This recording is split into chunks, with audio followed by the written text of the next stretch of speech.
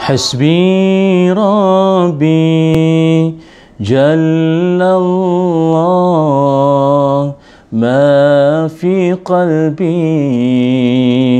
غير الله نور محمد صلى الله لا إله إلا الله حسبي ربي جل الله ما في قلبي غير الله نور محمد صلى الله لا إله إلا الله حسبي ربي جل الله ما في قلبي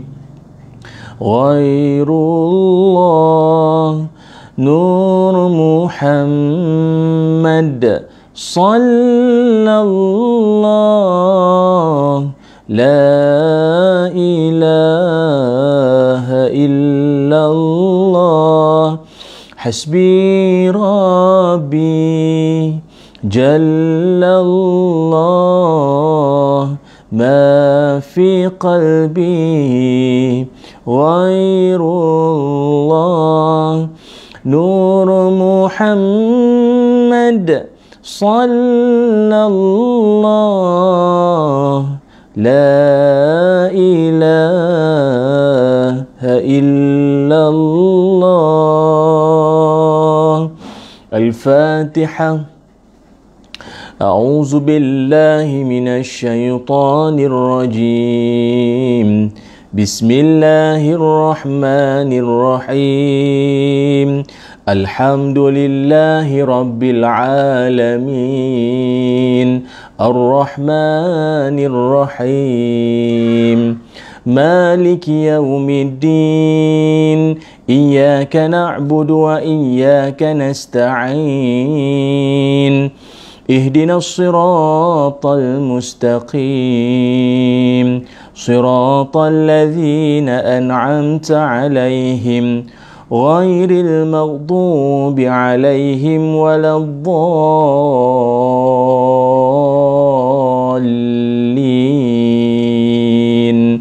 آمين.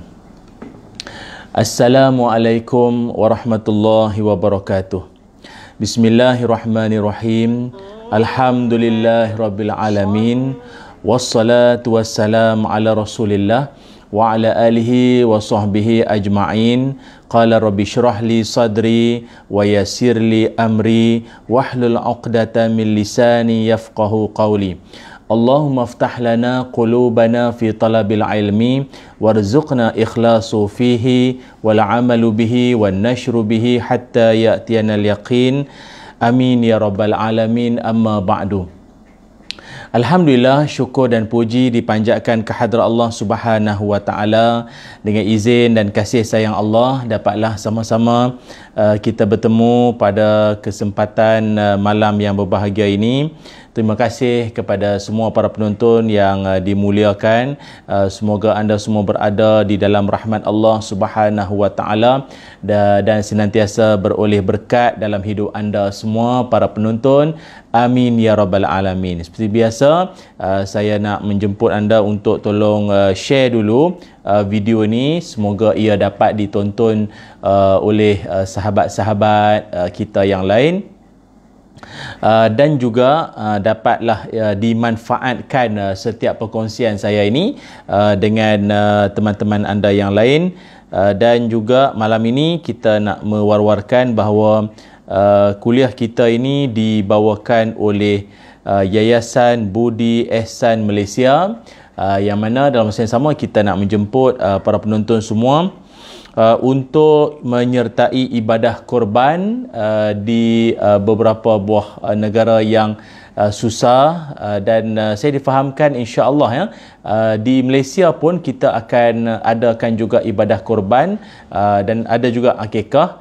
Dan insya-Allah dengan kerjasama Aeon, saya dipahamkan pasaran Aeon ada 60 lebih cawangan di seluruh Malaysia ini kerjasama dengan pihak Aeon tu sendiri. Jadi anda amatlah dijemput untuk bersama-sama dengan kami Yayasan Budi Ihsan Malaysia YBIM untuk melaksanakan ibadah korban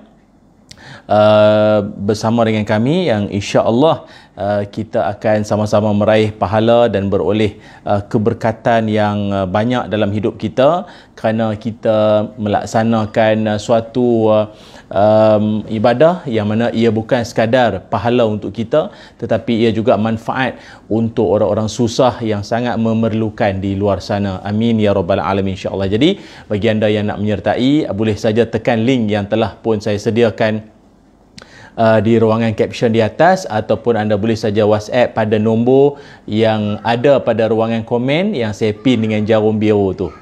Setakat ni dah ada 26 yang like. Kalau dapat belanja, dapat 50 like pun okey, menandakan anda nampak komen yang saya letakkan di ruangan nombor yang saya letakkan di ruangan komen yang saya dah pun pinkan itu. Kan? Jadi kalau anda nampak, dengan kerjasama boleh berikan like, dapat 50 pun okey.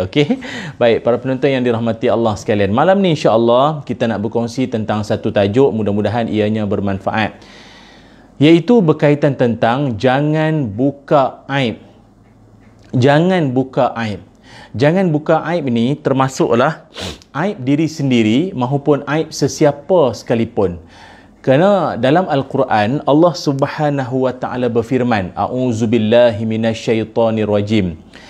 Ya ayyuhalladzina amanu jtanibu katsiran minadh-dhanni inna ba'dadh-dhanni itsm ولا تجسسوا ولا يغتب بعضكم بعضا أيحب أحدكم أن يأكل لحم أخيه ميتا فكرهتموه واتقوا الله إن الله تواب رحيم.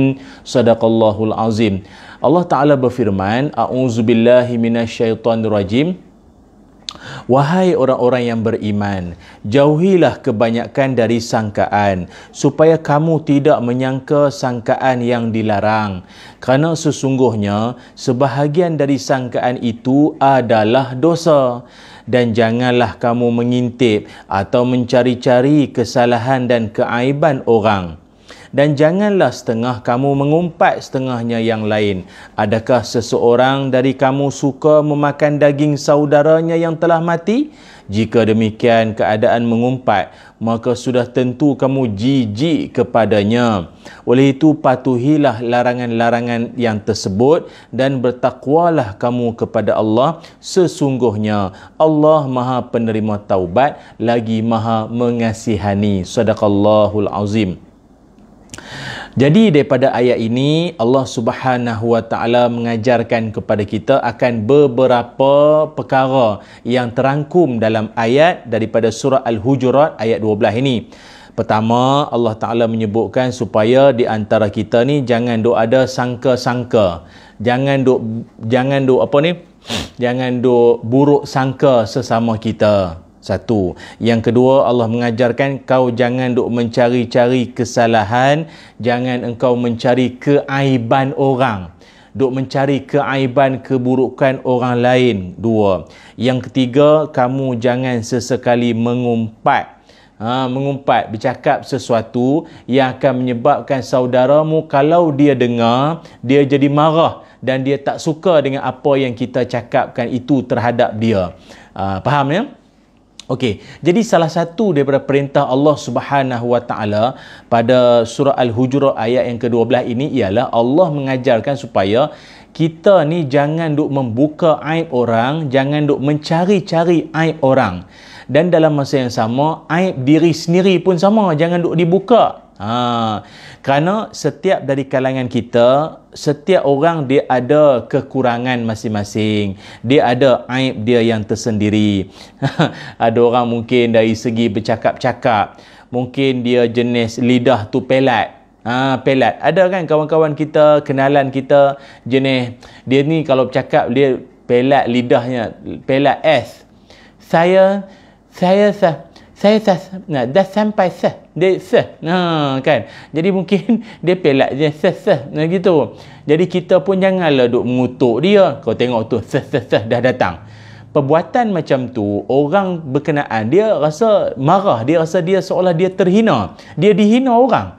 Dia kadang bukan dia sengaja nak buat, kadang memang barangkali dia macam tu lah, kadang nak buat macam mana tuan-tuan. Lagi apa lagi? Ada orang dia jenis kuat melatah, pantang cocok sikit, dia sedia. Jenis melatah. Ada orang keaiban dia mungkin dia ni kalau jenis tidur berdengkur sungguh kalau Lena tu. Dia mengeruh kuat, snoring. Dia berdengkur kuat. Lepas tu isterinya pula duk pergi cerita ke orang. Kau tengok laki aku tu memang nampak segak, nampak handsome, pakai jubah, pakai kopiah smart, songkok pergi masjid. Kau tak tahu dia tidur. Ya Allah, dia punya tidur tu berdengkur kuat macam beruang. Cerita ke orang keaiban suami tidurnya itu berdengkur bagai semua. Ini benda yang akan memburukkan nama baik suami, memburukkan maruah, drop the water face lah, menjatuhkan air muka suami. Jadi perbuatan macam tu membuka aib suami, tak boleh. Lagi apa lagi? Mungkin ada ada hamba Allah ni kalau dia ni jenis mandi lama. Kalau dia masuk toilet, dia masuk tandas. Ada jumpa tak kawan-kawan macam ni? Kalau dia masuk tandas, maknanya tahun depan lah kita masuk tandas tu. Lama sungguh. Ya Allah, lamanya dia masuk dalam toilet tu, entah dia cuci tandas ke apa, kita pun tak tahu, lama sungguh. Jadi berhati-hati para penonton semua, jangan sampai kita menghina dia, kita pergi cerita kat Facebook, kita mengutuk dia dan seumpama dengannya lah. Lagi apa lagi? Kok kawan kita gini, kalau dia bercakap tu dia tersalah cakap, tersasul. You know tersasul? Dia tersasul. Bukan itu yang dia nak cakap, kok tersalah sebut, dia kok terfikir benda lain, tersebut benda lain. Dia kata dekat hotel ni tak ada wifi tak ada wifi. Wifi. Kok dia tak tahu bahasa Inggeris, manalah tahu, bagilah peluang ketiga tuan-tuan ni pun. Dia kata, hotel ni tak ada wifi. Bukan wifi, wifi. Lepas tu kita duk bahan lah dia cerita dalam Facebook, aku ada kawan dia sebut wifi. Astaghfirullahalazim. Ingatkan selfie kan seorang, wifi beramai-ramai, ambil gambar beramai-ramai, wifi. Bukan wifi tu, wifi, internet. La ilaha illallah. Dia kutuk lah, mana wifi tak datang hari ni. Nampak dia menganjing orang. Tak boleh perbuatan macam tu. Kawan kita dia bercakap benda-benda yang tersasul ni lah, tuan-tuan tak payahlah merendah-rendahkan dia. Korang tengoklah dia tu nampak macam segak, nampak macam smart. Kau tengok dia cakap orang putih berterabur, tengok membuka aib orang. Apa cerita ni? Ini perbuatan yang Nabi Muhammad sallallahu alaihi wasallam, baginda Nabi tegur golongan-golongan yang jenis suka sangat buka aib orang. Ini pesan Nabi baginda Rasul sallallahu alaihi wasallam. Kata Nabi, man satara musliman satarahullahu fid dunya wal akhirah. Kata baginda Nabi, siapa-siapa yang menutup keaiban saudaranya di dunia, maka Allah akan menutup keaiban dia kelak nanti di hari akhirat. Maknanya kita nanti ni tuan-tuan, di hari akhirat Allah akan buka habis sebuka-bukanya. Maknanya waktu itu barulah semua orang akan tahu hal sebenar tentang kita ni. Di dunia ni tuan-tuan, bolehlah kita duk kontrol lagi, tak nak orang tahu apa sebenarnya kita punya sisi gelap kita. Tapi di akhirat nanti terbuka semua. Tapi ingat, bagi mana-mana manusia yang di dunia, dia jenis tutup aib kawan dia, dia jenis tutup aib saudara dia, dia jenis takkan memalukan mana-mana orang, maka kelak nanti di hari akhirat Allah Subhanahu wa Ta'ala akan tutup keaiban dia daripada pandangan orang lain ataupun dari pengetahuan orang lain. Ini saya nak berpesanlah pada diri saya dan kita semua, marilah kita untuk sama-sama jaga aib kawan-kawan kita ke, saudara mara kita ke, kenalan-kenalan kita ke, orang tersayang kita ke, daripada kita memburukkan dia pada orang lain. Faham kok ya? Baik. Kemudian Nabi Muhammad sallallahu alaihi wasallam juga mengajarkan kita satu perkara lagi, iaitu kata baginda Nabi, kullu ummati muafi illal mujahirin. Kata baginda Rasul sallallahu alaihi wasallam, setiap umatku akan diampunkan oleh Allah Subhanahu wa Taala. Umat aku ni, kata Nabi, akan diampunkan oleh Allah Taala, kecuali siapa? Mujahirin. Tuan-tuan jangan tersalah sebut pula jadi muhajirin pula. Mujahirin. Apa makna mujahirin? Mujahirin ni maknanya satu orang yang dia ni buat suatu keburukan, dia buat suatu maksiat tu pada waktu kita kata apa? Mungkin barangkali waktu malam. Dan tak ada siapa pun yang nampak, tak ada siapa pun yang tahu. Tapi bila di siang hari, dia pergi cerita ke orang ramai akan maksiat yang dia buat malam tadi yang seorang pun tak nampak, dia pergi cerita ke orang. Kalau dalam dunia hari ni, barangkali dia pergi boh dalam Facebook, dia pergi cerita ke orang, tak tahulah dia minum benda mabuk ke, dia masuk tempat benda tak senonoh ke, dia buat benda-benda yang mungkar yang Allah Ta'ala larang ke, dia pergi cerita habis ke orang. Dalam lagi teruknya tu, dengan keadaan dia merasakan bahawa dia berbangga pula dengan maksiat yang dia buat. Mungkin dia rasa orang lain penakut, tak berani nak buat. Kau tengok aku berani nak buat benda-benda yang buruk, benda mungkar yang dimurkai oleh Allah Subhanahu Wa Ta'ala. Kata Nabi, jenis macam ni Allah Subhanahu Wa Ta'ala tak ampun dia ni selagi dia tak bertaubat pada Allah Ta'ala. Siapa? Orang yang mujahirin, yang dia ni seolah-olah mewar-warkan keburukan yang dia buat setelah mana Allah Ta'ala tutup keaiban dia. Dia bukan apa, Allah Ta'ala seolah-olah marah sangat dengan orang macam ni. Allah Ta'ala dah tutup keaiban dia. Orang tak tahu pun benda jahat yang dia buat. Orang tak nampak pun benda mungkar yang dia buat. Yang kau pergi cerita ke orang, kau pergi tunjuk ke orang tu pasal apa? La hawla wa la quwata illa billahil aliyul azim. Ini yang kita minta berdoa lah pada Allah Ta'ala supaya jangan ada lah perangai, sikap dan sifat yang seumpama dengan inilah ya. Wal'ayazubillah. Kalau mungkin ada yang terlanjur melakukan dosa, tak payah duk pergi cerita ke orang. Walaupun tuan-tuan kok dah bertaubat sekalipun, lepas tu dipanggil mana-mana orang, lepas tu diwawancara, ditanya, tak payah cerita dah zaman silam kita dulu, zaman kita dulu barangkali buat benda yang Allah Ta'ala larang ke apa, tak payah cerita. Tak payah tu cerita balik. Membuka aib ataupun membuka kisah silam kita, diceritakan pada orang balik, itu satu lambang ketidakbijaksanaan. Lambang tak cerdik. Panjang sangat nak sebut tu. Lambang tak cerdik. Orang tak cerdik macam tu. Duk pergi cerita balik kepada orang. Jadi benda ini yang Nabi Muhammad sallallahu alaihi wasallam ajarkan kita supaya jangan duk pergi buka aib kita pada orang lain. Dan kalau kita lihat juga dalam kehidupan orang-orang soleh terdahulu, aib diri sendiri adalah fokus utama mereka dalam hidup ataupun dalam usaha untuk tazkiyatun nafs ataupun penyucian jiwa. Dalam usaha kita nak menyucikan jiwa, antara perkara penting adalah mengenal keaiban diri sendiri. Kenal aib sendiri tak apalah, tak usah duk cerita ke orang.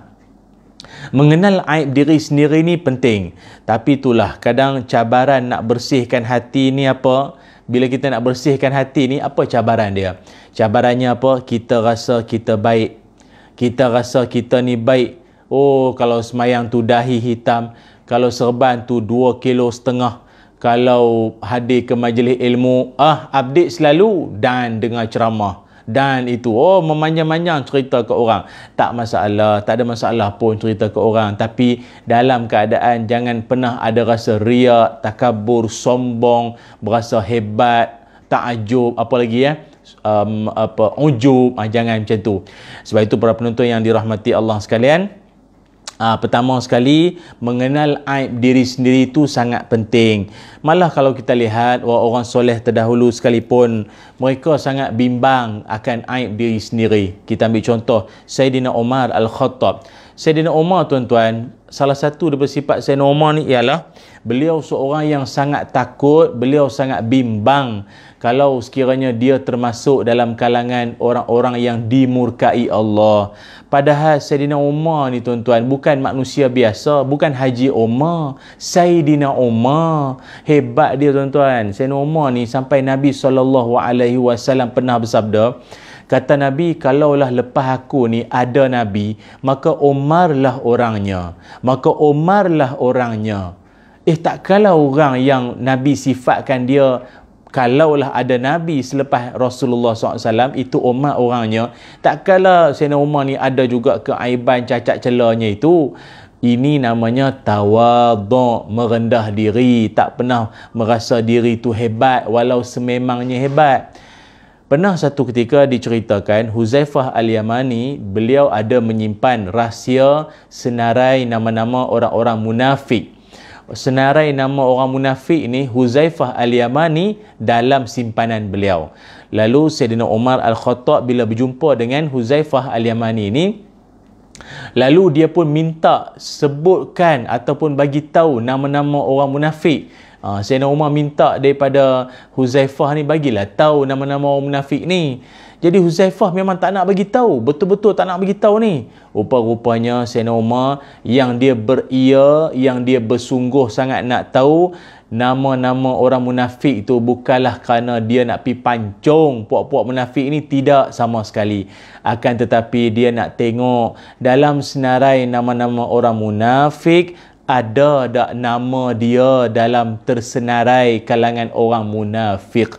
La haula wala quwata illa billahil aliyul azim. Masya Allah, mulianya peribadi, tingginya pekerti, luhurnya budi Sayyidina Umar Al-Khattab radhiyallahu an, yang begitu mulia sekali hatinya, tak pernah rasa dirinya hebat, merasakan dirinya serba kekurangan, malah menganggap dirinya tu barangkali mungkin aku ni termasuk dalam kalangan munafik. Tuan-tuan, orang yang dah dijamin Nabi syurga masih merasakan dirinya itu ada ciri-ciri munafik. Masya Allah. Yang telah munafik ni tak berasa dia munafik, itu dahsyat. La ilaha illallah. Tuan-tuan, macam mana nak dapat sifat macam Sayyidina Umar ni, tuan-tuan? Paling penting sekali, jangan pernah perasan diri kita tu bagus. Hitunglah diri kita sebelum kita dihitung oleh Allah Ta'ala. Pandanglah diri kita, ya Allah, aku hari ini sebagai seorang suami, adakah aku dah mengingatkan isteri aku tentang solat? Adakah aku dah menunaikan tanggungjawab aku sebagai ayah pada anak-anak aku? Ya Allah, aku sebagai anak selama ni, adakah aku telah menunaikan tanggungjawab aku sebagai anak pada ibuku, ya Allah, pada ayahandaku, ya Allah? Atau ayah dan ibu telah meninggal dunia, apa yang aku amalkan, apa yang aku lakukan untuk orang tuaku yang telah meninggal dunia? Ada tak di kalangan kita sebagai anak tadah tangan doa merayu-rayu minta pada Allah agar Allah ampunkan dosa salah silap orang tua kita yang telah meninggal dunia? Ataupun kalau sebagai isteri, pernah tak kita muhasabah diri kita selama ini? Ya Allah, bertahun aku jadi isteri selama ini, pernah tak aku buat sesuatu yang menyebabkan suamiku marah, dan sampai ke hari ini aku tak minta maaf lagi daripada suami aku? Ya Allah, manalah nak tahu malam ni adalah malam terakhir aku di atas muka dunia ni, ya Allah. Tantah malam ni aku meninggal, ya Allah, belum sempat minta maaf pada suami, ya Allah, ampunkanlah aku, ya Allah. Berapa ramai di kalangan kita yang berbuat demikian, minta maaf pada suami, Dan suami pun sama, minta maaf pada isteri. Kadang-kadang suami terlepas pandang. Mungkin suami sendiri kadang waktu dia marah, waktu dia penat, waktu dia letih, mungkin terpacul keluar pada mulut atau lidah lisan dia itu kata-kata yang menyakitkan jiwa isteri, kata-kata yang menyebabkan isterinya pedih hati itu bila dengar, rasa macam diri terhina dan seumpama dengannya. Ataupun kalau kita hidup sebagai kejiranan, pernah atau tidak kita ni buat satu benda yang menyebabkan jiran marah pada kita, jiran rasa tak suka dengan kita, malah jiran rasa tak selesa betul berjiran dengan kita. Pernah tak kita terfikir? Tuan-tuan, kenapa saya sebut tentang muhasabah diri ni tuan-tuan? Kalau orang atau setiap orang dia melihat kepada aib diri sendiri, kekurangan diri sendiri, apa akan jadi? Apa hasil dia? Dia tak akan tergamak untuk nak merendah-rendahkan orang lain. Dia tak akan tergamak untuk nak melihat aib orang lain.